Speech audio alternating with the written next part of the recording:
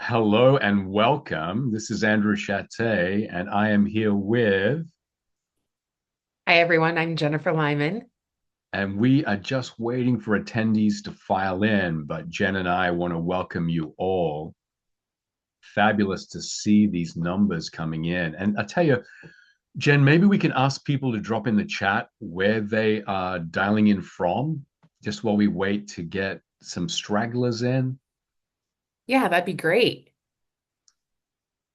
I myself am coming in from Phoenix, Arizona. I'm in Denver, where it's bright and sunny on a mid-December day. We've got Boston, Charleston, Denver represented. Asheville.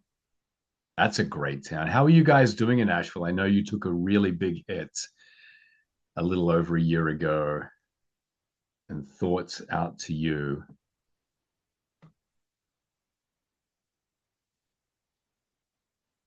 Philadelphia, my home of 14 years. Hi to Alicia, who's coming in from there. Great to hear that you're in full recovery, Abby. That's so cool. Abby from Asheville, North Carolina.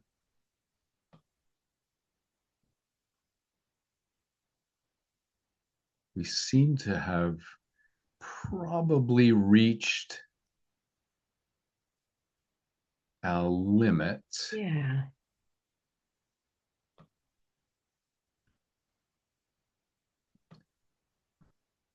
Deanna, this is being recorded, yes.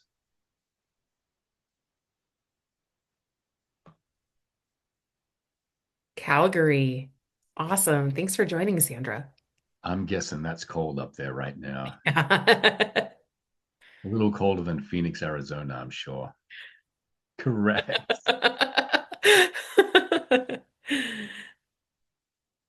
Same with Puerto Rico, a little bit warmer than Calgary today. I would say, welcome, Ingrid.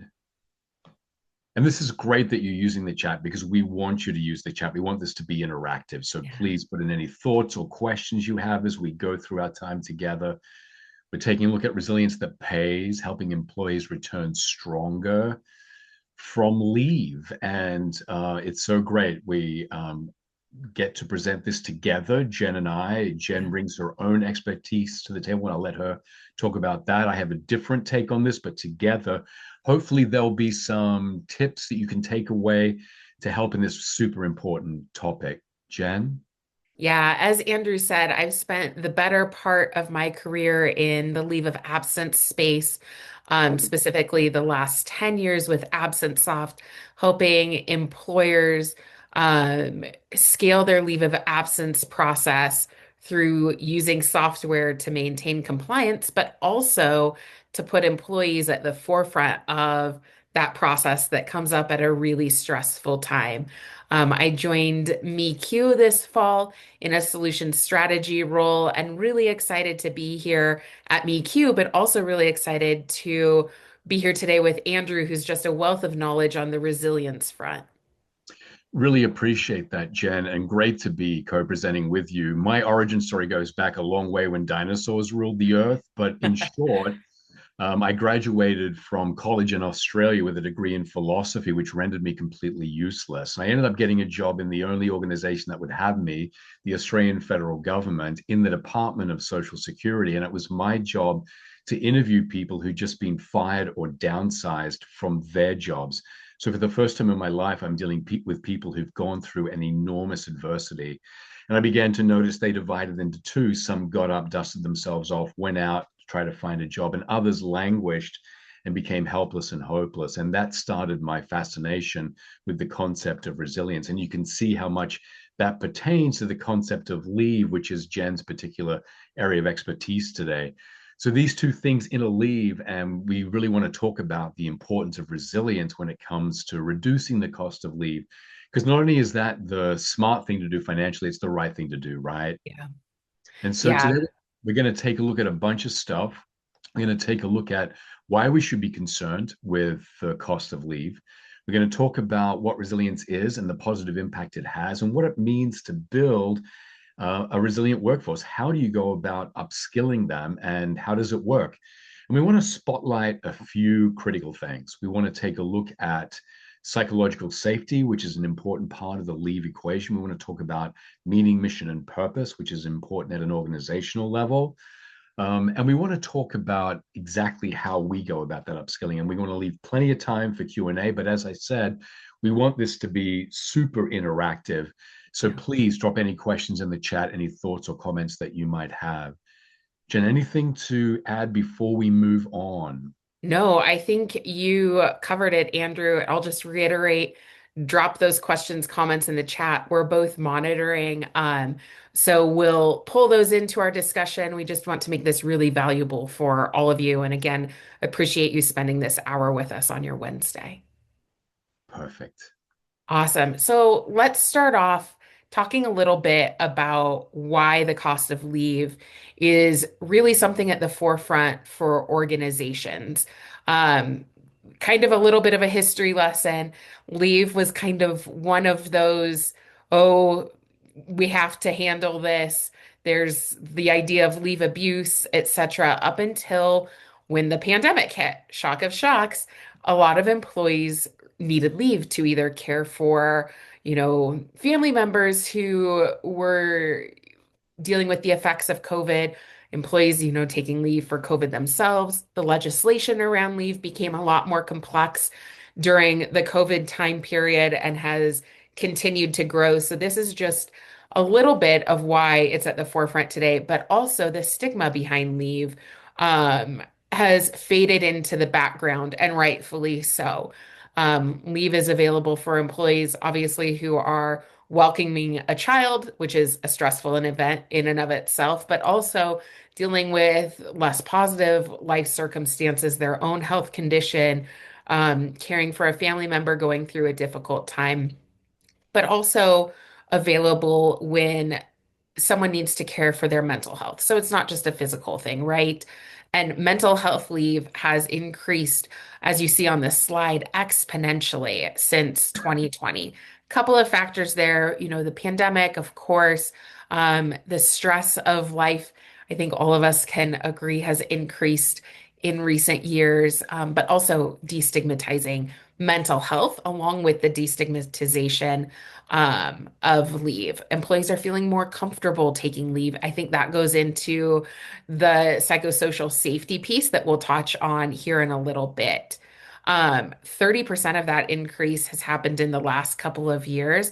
But overall, we're losing over 10 billion working days a year due to depression and anxiety. And that can be because an employee is absent or on an extended leave, or because, they're having a day where things are just really difficult and they're not at their peak performance. So there's a lot that goes into play here. I would love for our participants to drop into the chat whether the following resonates for them. And I would ask the same question of you, Jen. Yeah.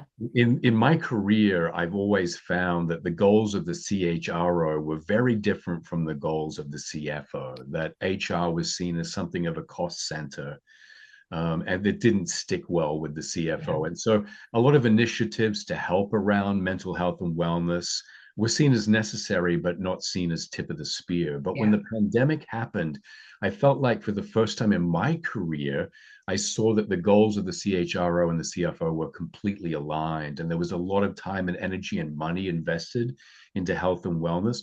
But I might be wrong here, but my impression is that there's a little more slippage happening again, and those goals are diverging a little, and we're not seeing as much attention paid to it as we used to. And I wonder whether that's something that you've witnessed as well. And we do Yeah, have I someone saying that that resonates for them. Yeah, 100% resonates with me. And I think the leave piece is definitely resonating with Leah. Jeff, to your point, this was a US based study. Thanks for calling that out. But I think we saw, to your point, Andrew, that convergence, and we're seeing the divergence again. And hopefully we can organizationally and as a society start to bring that back together, because human resources are so imperative to the bottom line of an organization. Perfect. And Dr. Clark is weighing in here too, talking about the government shutdowns and the threats of Mhm. firing federal workers, I can't even imagine the impact on mental health and wellness and resilience of those kinds of roller Yeah. coasters that people go through. Yeah, absolutely. So one thing that I've really been thinking a lot of, especially since joining MeQ, in general is the positive impact of resilience and a resilient workforce, but also given my background, the impact of resilience on employees who may be needing to take leave or have recently taken a leave. And it was really interesting as I was kind of learning more about MeQ and some of the work that's been done to study the impact of resilience on leave and especially disability leave, that building a resilient workforce has resulted in 25% decrease in disability leaves. And I know that's a small subsection of our culture in general and of the workforce, but what an amazing stat. Lowering healthcare costs per employee by $500, that definitely has an impact on the bottom line. And to Andrew, your point earlier, that's where the CRO or the CFO and the CHRO really start to, get back into the same room and come together again, especially as benefit costs. Oh my gosh, talk about on an upward trajectory and something that is at the top of the mind of so many, especially this time of year, and plays into stress. I know you and I were having a conversation about that yesterday. But if we can drive down those healthcare costs for the employers and honestly for the employee who's taking less leave, thus, spending less time with their healthcare providers, I think that's really important, but not to overshadow making employees more resilient leads to a happier employee, it leads to a more productive employee. And again, going back to that CRO, they love productive employees. Making sure that employees are contributing positively to the bottom line is a key priority that we hear all the time. So here we have, I think, some pretty interesting data, Jen.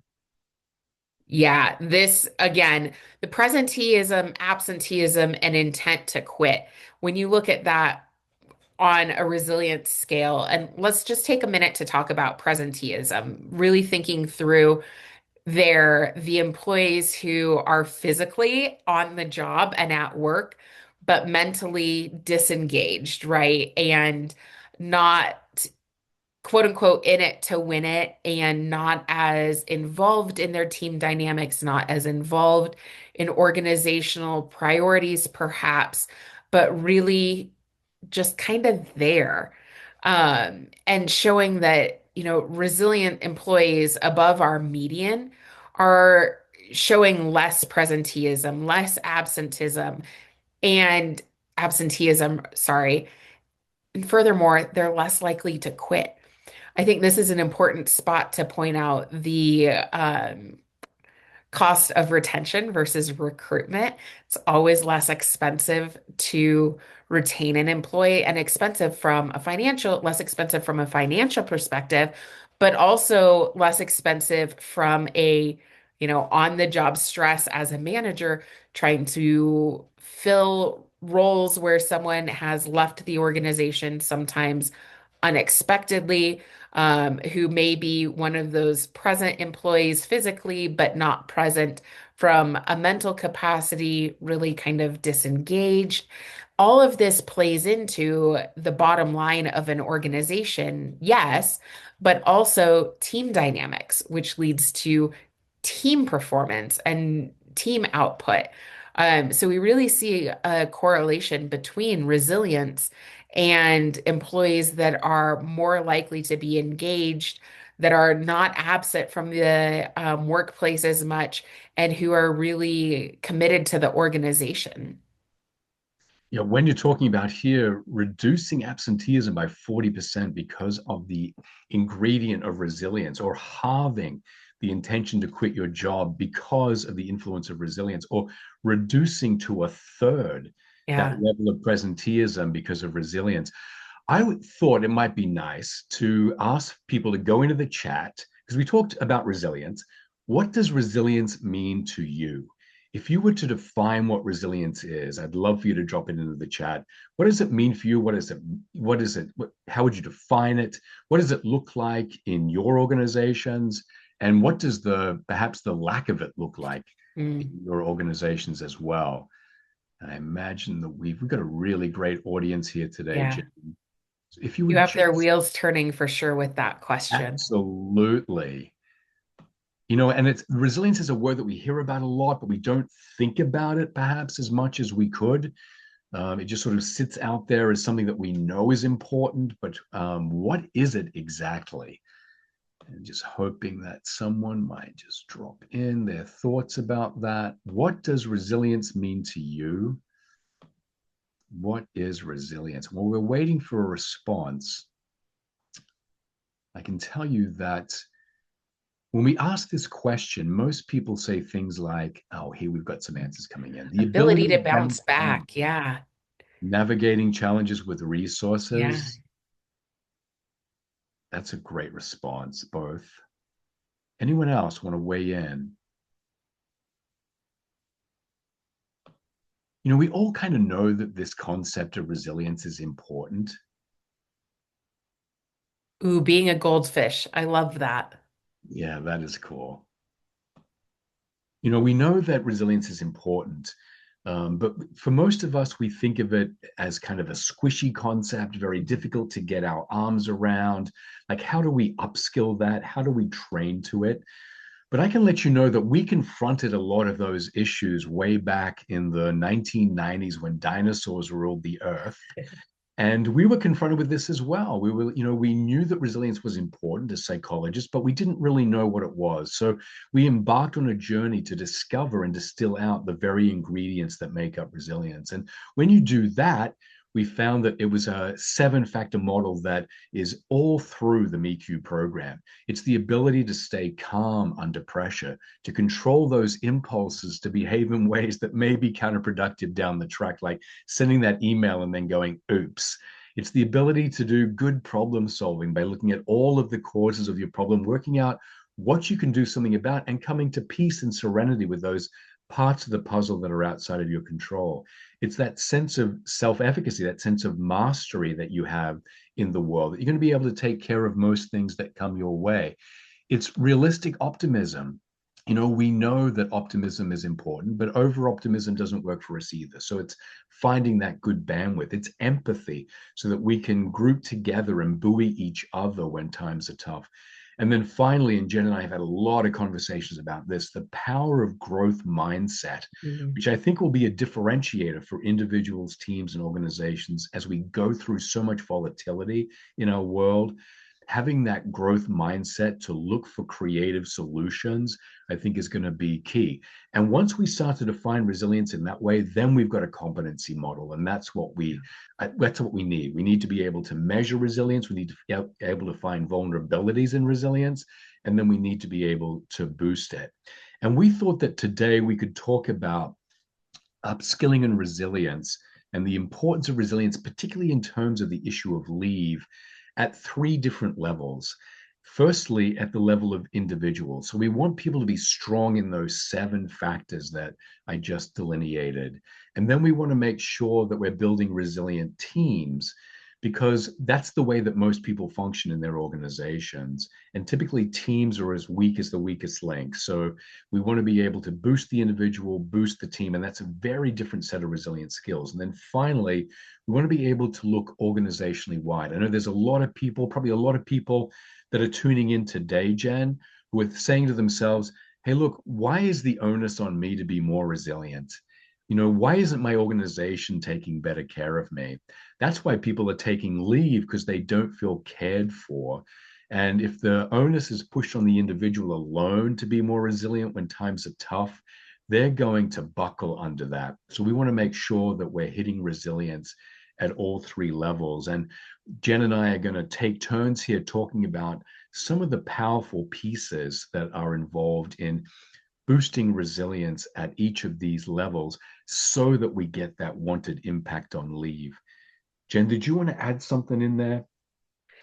Yeah, I think, you really said it well when you talked about how individuals feel the pressure to be resilient is on them. And I think as we go through this, we'll be able to really show how the impact of leadership really is pervasive in team culture, obviously, but in how resilient employees feel. And I'm really excited to dive into psychosocial safety within team settings.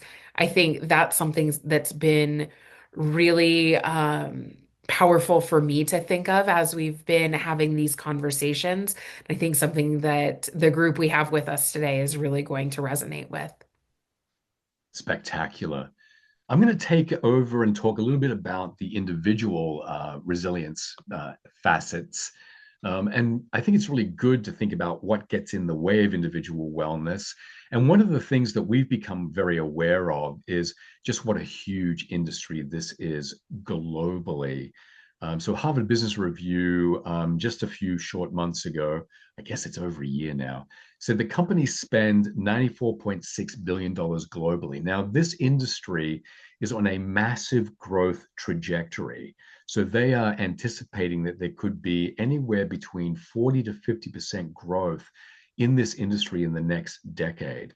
But when you take a look at the efficacy of these programs that companies are spending a lot of money on, the ROI is varied. Some of them are doing a really bang up job of helping their people, and others not so much.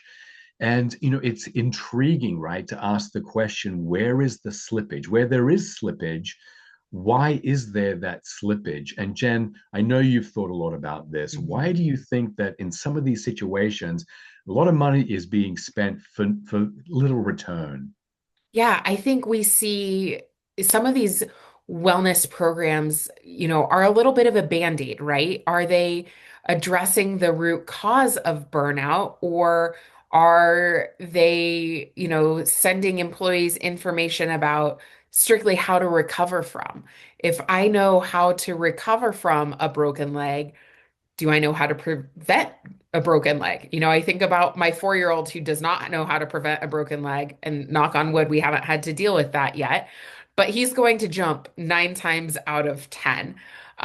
If I know how to prevent burnout, I'm less likely to take leave because A, I'm burnt out. B, I know how to sleep, how to fuel my body for ultimate performance. I think about it as being almost an athlete at work, fueling myself, sleeping well, caring for myself mentally, etc. And as Dr. Clark said again, positive psychology and the value of a positive mindset and a growth mindset in an organization.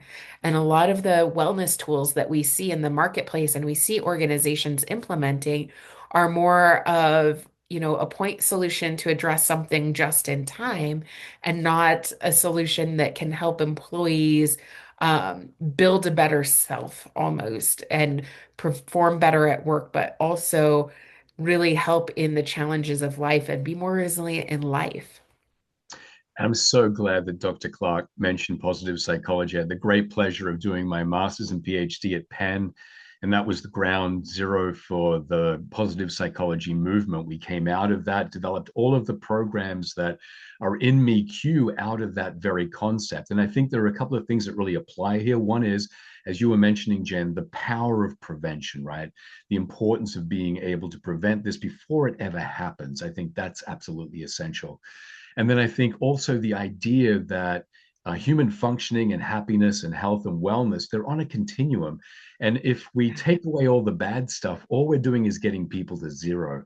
That's not where people want to live. People want to live well and truly into the positives. The great thing about resilience is it works at any point in that continuum. You can really help people who are having a very tough time get towards zero so that they feel okay, but then you can also help them move into the positives. And one of the things about resilience is too that it can nurture high talent and take people into the excellent zone. And I agree with you completely. Prevention and also root cause. I think so much of what we do is band-aid. It's so you're stressed, so let's have a little intervention to help your stress for now, but it may not be getting at the root cause of that stress. And that's one of the things that we wanted to talk about today. Because if you are not addressing some of the deep seated thinking and thinking styles and habits that people have developed, then a lot of the programming that you are pushing their way is going to be wasted. For example, we humans develop what we call iceberg beliefs, and we call them icebergs because only the tip is in our conscious awareness. Most of these belief systems are in our unconscious mind, just like most of an iceberg is below the level of the water. But these things are having an enormous impact on us. And if we have these sorts of caregiver icebergs, then they typically come in the form of shoulds. And it could be something like, I should get everything right, or it's my job. And I would love for people to drop into the chat a Y or an N right now if you recognize yourself in one or more of these, because I would be wise for most of them. It's my job to make sure people are happy. If you want it done right, do it yourself. I should be able to do it all. I should be all things to all people. And I got to tell you, Jen, you'll see this. The chat is lighting up with an avalanche, a waterfall of whys. I should be all things to all people. This is a big one for me. Sacrificing for others is the right thing to do. Jen, any of these sound like you? All of these? Yeah, I mean, with this flood of whys, I'm right there with you all. I think so many of us are, especially with the shoulds, and oh my gosh, especially this time of year when there's so much on everyone's plates to wrap up, year-end activities at work and make all the magic for December holidays and plan for January and a fresh start. All of that comes into play, and I'm sure is top of mind. Dr. Clark again with the if I don't do it, who will?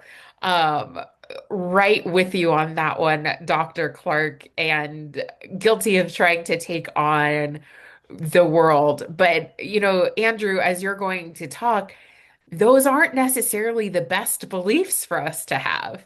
No, they're not. I mean, you take a look through these and you say, yeah, this sounds like a really fantastic person. And they are wonderful people.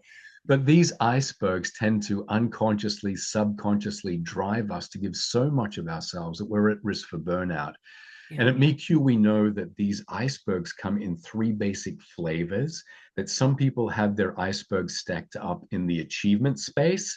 And I would love, again, for people to say whether this resonates with them or not.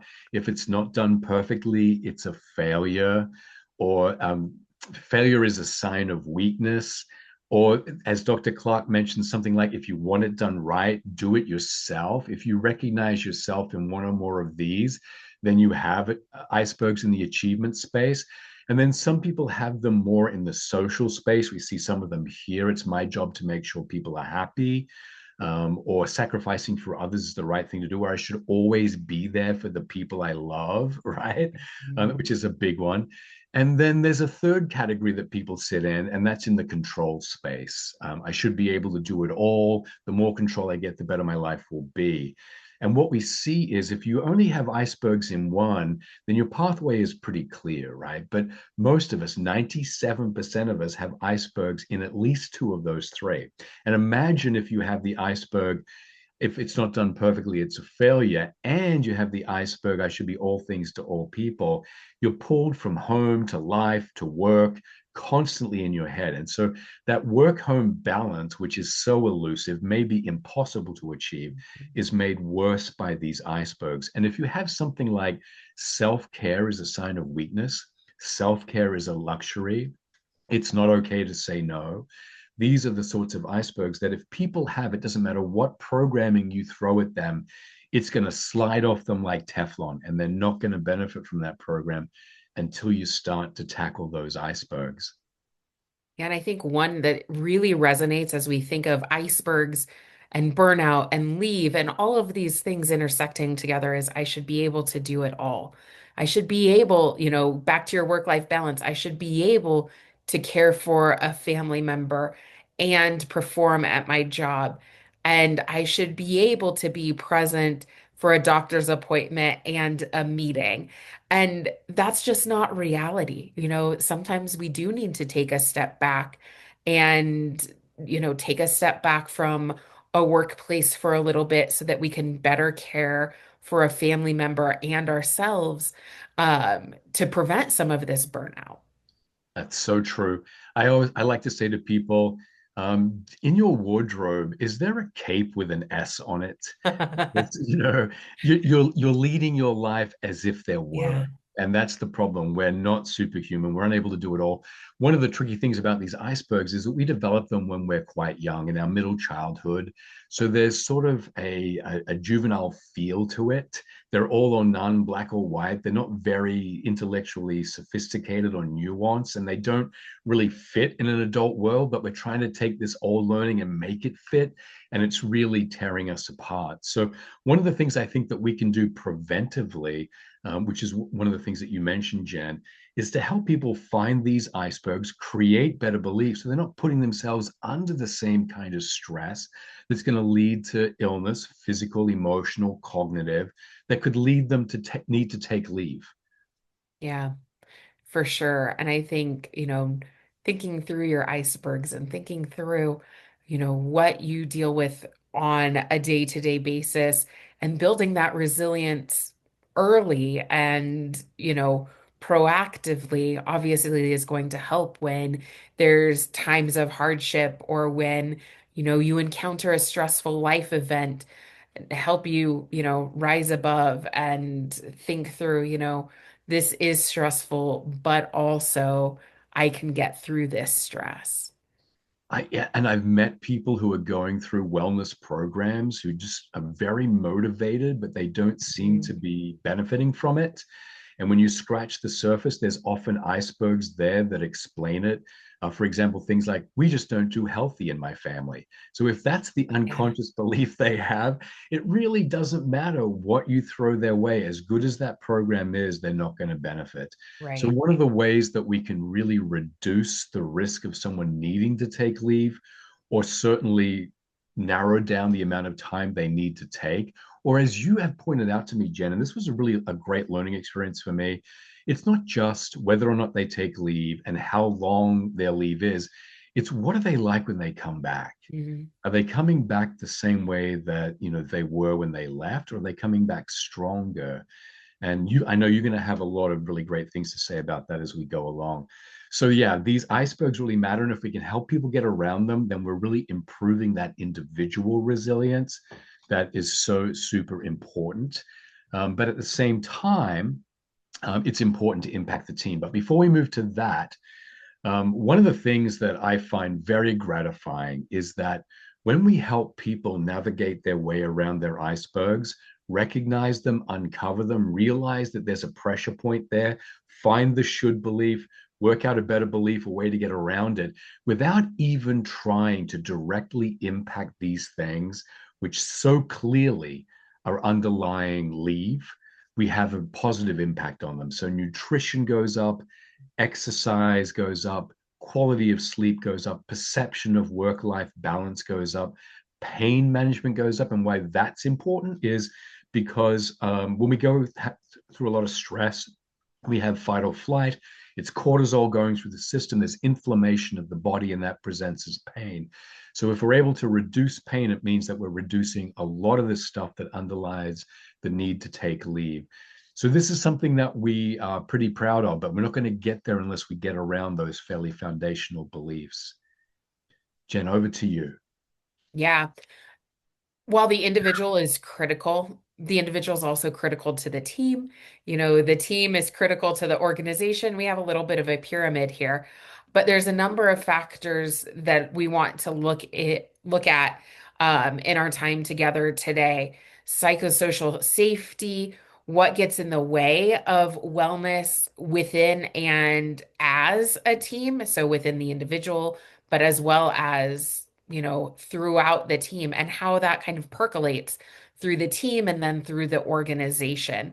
And I am not psychologist by training or by education by any means. So thinking through the psychosocial safety piece has really been an aha moment for me as we've been prepping for this webinar, Andrew, as I've been learning more about, MeQ and how we're really having a true impact on employees on teams and on the organization as a whole. Because, at first I was like, oh, this is a great point solution for employees.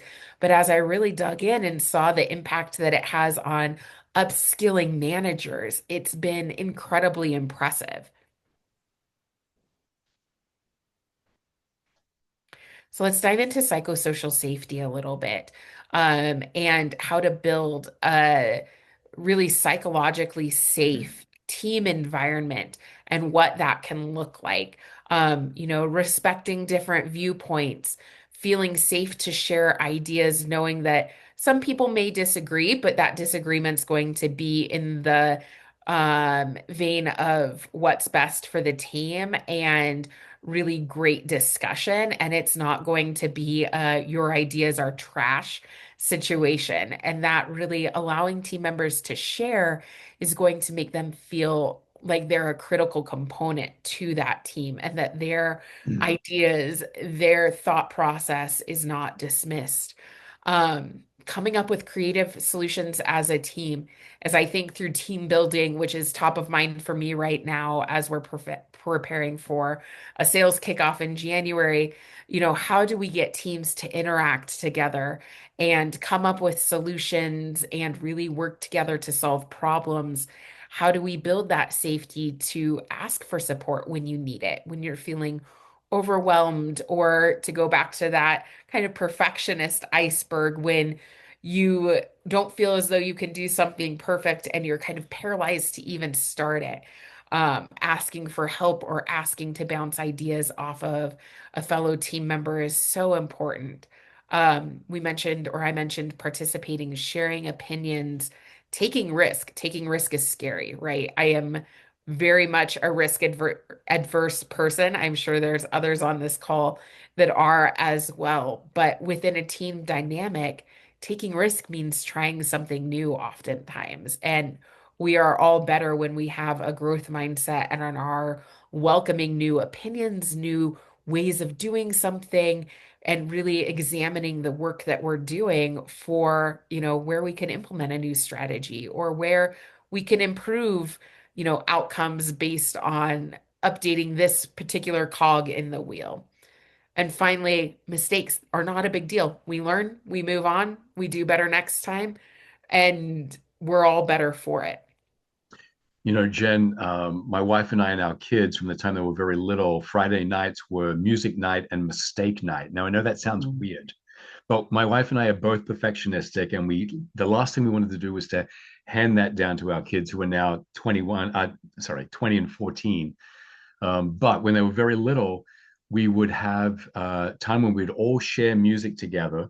But that came after we'd all shared a mistake. And my wife and I would go first and say, hey, this week I did this and I really, really messed up. And we'd laugh about it. But more importantly, talk about how we bounce back from that Yeah. and what we tried to do to fix it. And just modeling the fact that this is a part of the human experience, to make these mistakes, and what matters is what you do with it. So that's a very powerful part of the psych safety model. And Jen, as you know, it really matters, right?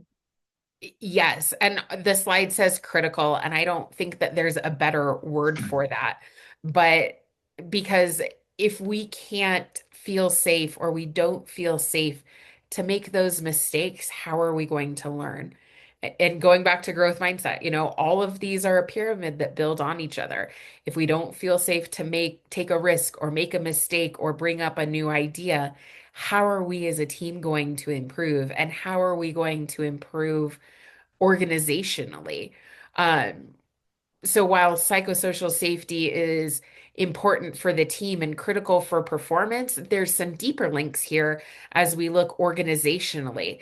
Lowering stress and burnout because you feel like you don't have to be perfect day after day after day. I'm not. Shock of shocks to everyone, but none of us are. That's an unreal, reasonable expectation, but also linking psychosocial safety to retention, to innovation. Again, that risk taking.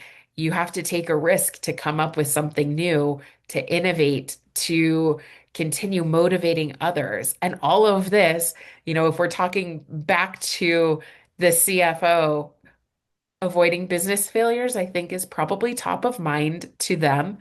So that would be a great CFO star there, and an area where when we talk to organizations, we really talk to the CFO about, hey, all of this together is not just a nice to have. Your employees need to feel safe at work and safe bringing up their ideas and making mistakes for your business to grow and to innovate from, thinking of someone innovating a new product, whether that's software, whether that's a new flavor of soda, whether that's a new flavor of salad dressing, whatever that is, it kind of transcends business sectors. But that's how we stay fresh and that's how we stay at the best place in our game we can be. But also, feeling safe helps lower the stress and burnout. I don't feel like I have to be on all the time. I feel like I can make a mistake and it's going to be okay. If I have a bad day, it's not the end of the world. That mindset's incredibly important to lower stress, to increase quality of sleep. It helps you take care of yourself, which helps you take care of your job and others. Hey Jen, let's see whether or not you and I have managed to create a psychologically safe environment for our audience today. I'm going to ask them, let's ask them to drop into the chat. If you were to give your organization a letter grade on psychological safety, what would you give it? Is it an A, B, C, D, F? I would love to get a sense of where your organizations are in terms of the development of psych safety. And while you're thinking about dropping that letter grade into the chat, and we are getting some answers, we've got B's, C plus, B minus, C's. Thank you so much for weighing in. I appreciate that. We've got a B plus.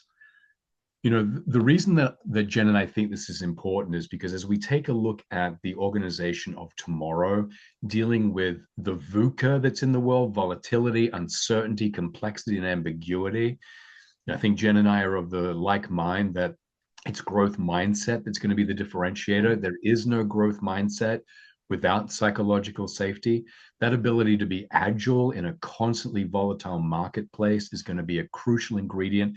And it's going to be critical, I think, at all levels for the individual, for the team, organization wide.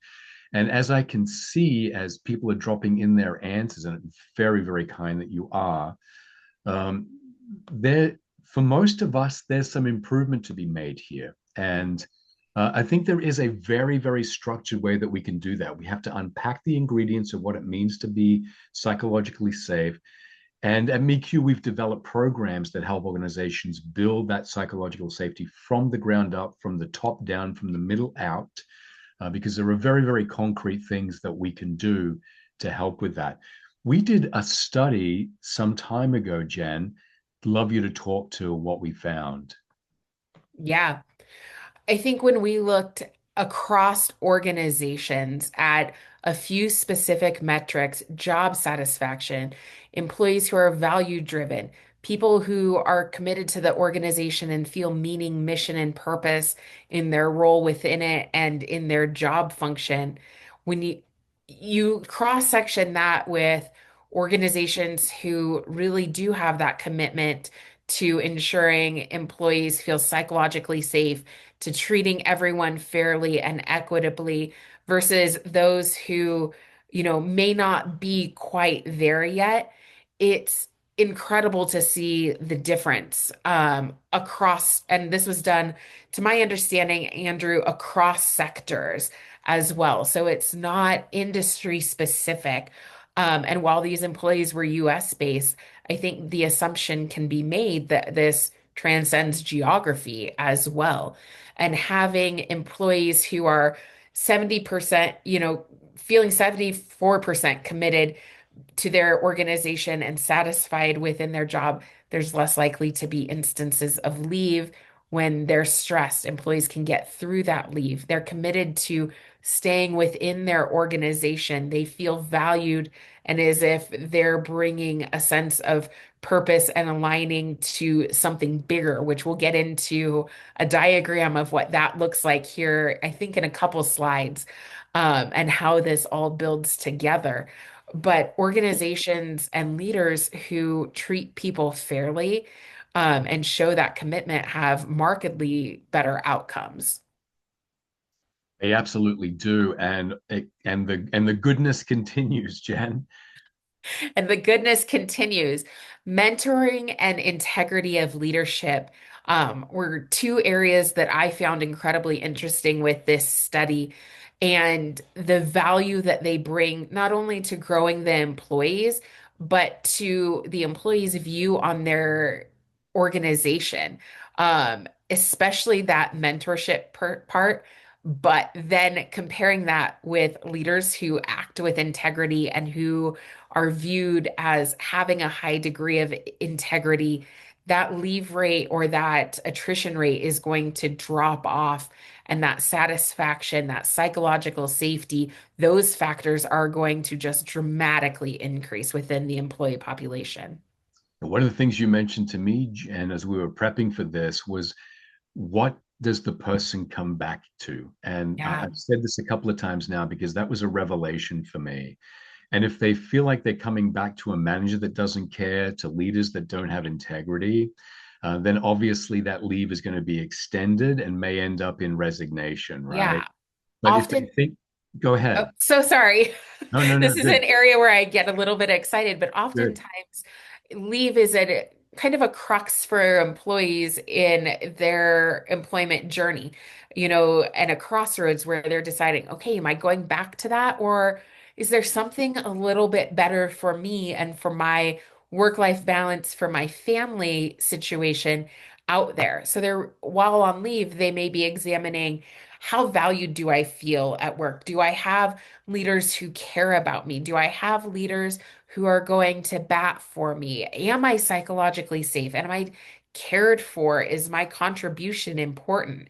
And when they don't have the feeling that those factors are necessarily there within their role, they're more likely to just flat out, resign instead of coming back to from leave, which can lead to team stress. It leads to, the need to spend money on recruitment, on potentially upskilling an employee before they're ready, on training someone new, which is also a time and money investment, as opposed to I'm, for lack of a better word, excited to go back to work. I'm excited to make a mark. I'm excited to be able to contribute to something bigger than my little piece.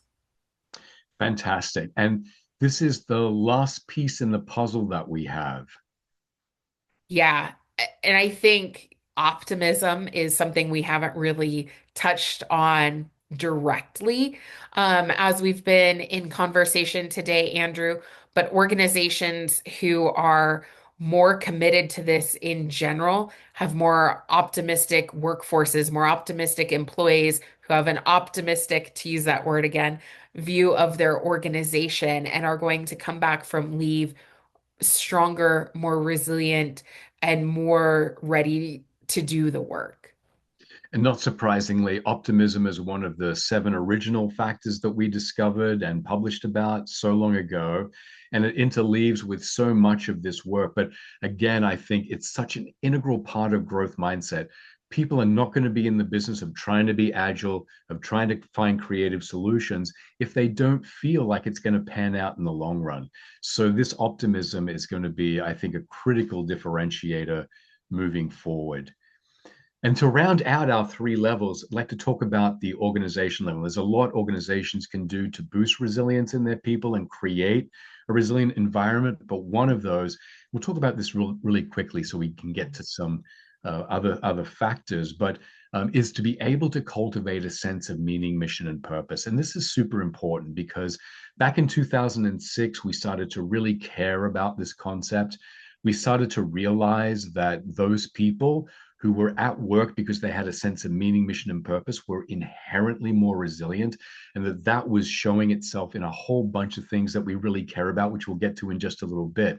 So we did some fairly concerted empirical research around this. We asked people, why do you stay in your jobs? And we'd get three very predictable buckets of answers, Jen. We'd have some people saying, hey, I'm just here for the pay and the benefits. Or others would say, yeah, the pay and the benefits for sure. But I also like the work and I like my colleagues. I enjoy my experience here. And some would say, yeah, those two things, but there's something else. I also think that what I do just contributes something bigger, larger, and more important within my organization, within my industry, maybe even in my community or country. And the fact was that, and still is, that only about 30% of organizations, only about 30% of people ever get to that highest level of a sense of meaning, mission, and purpose. So this is an undertapped resource. And there are lots of impediments that are happening at the organizational, team, and individual level that get in the way of people connecting to that sense of meaning, mission, and purpose.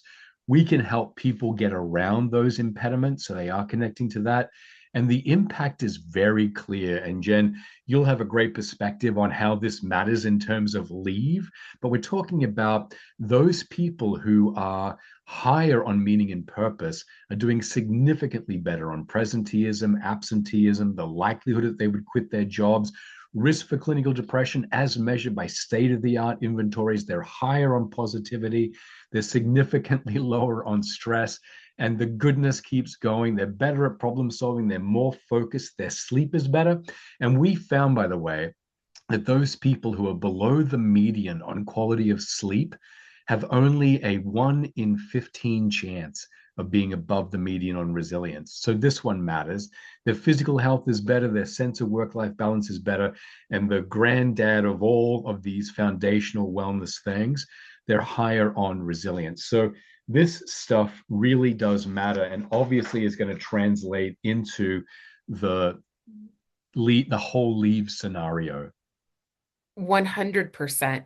Employees who, really have that sense of meaning and purpose, to your point, Andrew, are taking care of themselves more. But, on that previous slide, so many of those boxes have arrows to each other, to and from the same box. And, the tie between clinical depression and the increase in leave, the tie between stress and clinical depression, all of that plays together to either increase leave rates as a whole or increase leave duration. And what we find is that resilient employees who are caring for themselves and sleeping and focusing on quality of their sleep, not just, hours of sleep, are more likely to feel less effects of depression, less likely to be clinically depressed, less likely to take leave, but also return from leave sooner. I think that I think the stat is 25% fewer leave duration days for more resilient employees. And when you think of, a 100-day leave, taking that down 25% is remarkable, but they're returning better. And that's something that I'll continue to say. They're returning better, not only better as a person, but they're returning in a way that makes them feel more engaged, more likely to be proactive, feeling more motivated, and feeling that sense of meaning and purpose within their role, within their team, and in big picture within their organization. Yeah, you've got it exactly right, I think. And either way, it's a spiral, right? We can Right. either spiral up or we can spiral down. And so you have that halo effect. If you're boosting some aspects of the positive, more will build. But you also have that unhalo effect that once you start to slip into one of these problems, depression, stress, burnout, then more tend to heap on. And this is one of the things that we realize at MeQ. So when someone comes in to become a MeQ member, they register and they take an assessment, takes them a few minutes, gives them their profile across 18 critical factors in the entire resilience puzzle, many of which are things that we've seen today that are going to have a direct impact on leave, likelihood of taking leave, and all of the good things that we have seen. We at MeQ over the years have realized how we can best leverage a person's time. We know that time is limited. So, what we want to do is get people very quickly into skills and activities that will harness that positivity spiral. So, just one improvement in one area is going to bootstrap a whole bunch of other positive areas. We found, for example, that if we just get people being a little more physically active, challenge their icebergs around it, give them concrete things to do, then we get lift in all of the other areas without even directly attempting to impact them. Emotion control, calm, problem solving, all of that lifts as a consequence. So we're getting the biggest bang for the buck that we can through our upskilling. And the fact is, it works, right? Yeah, I think the results here speak for themselves. Um, the impact before and after employees go through our resilience protocol and, are really having that targeted content sent to them and thinking through it, etc. Sleep quality, pain management, healthful eating, physical activities, all of these play into overall health and wellness and the decrease of the impact of health conditions that sometimes are unavoidable on employees. Now we're getting short on time, so I just wanted to throw one more thing at you and get your take on this because people come in and they take the assessment, they get their profiles across the 18 factors. But in addition, we're able to aggregate their data across an organization, and then we're able to divide it any way really the organization wants in terms of regions or demographics, or in this case, job function. And then we can take a look at some of the aspects of functioning that really matter in terms of burnout and leave. Yeah. We call this a heat map. Yeah, and I think this heat map really brings something into focus. The role of low motivation, someone's outlook, their sleep, their workload on an employee in various job functions, with the higher numbers in red being less desirable, the lower numbers in green being more desirable. And one area that we really focused in on as we were looking through this data is the impact of this on a call center employee who is typically paid at a lower rate, but the internal stress and external stress on a day-to-day basis, number of calls that they have to complete within a certain time period, lowering wait times, having to take scheduled bathroom breaks. Are they drinking enough water? Are they fueling their bodies appropriately? Are they moving? Usually not so much. And those variables play into how they feel about this role. Absolutely.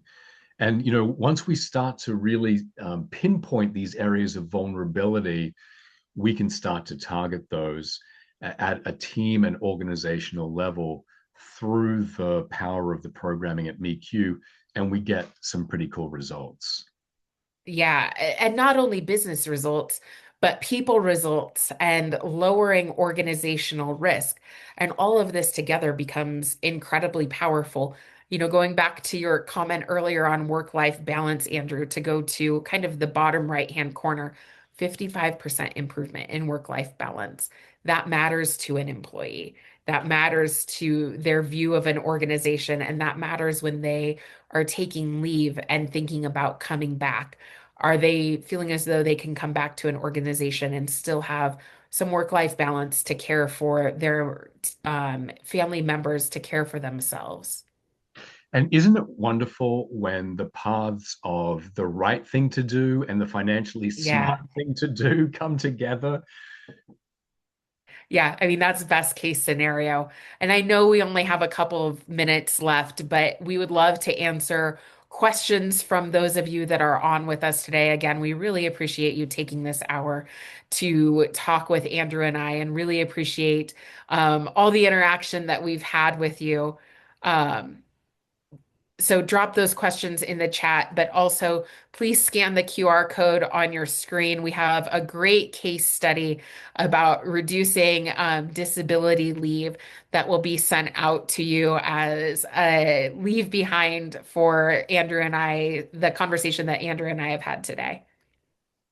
definitely want to say thank you to you, Jen, and thank you to everyone who joined us. I know we've run out of time, unfortunately, but it was a wonderful time to spend. Yeah, I appreciate it, Andrew. Thank you. You bet.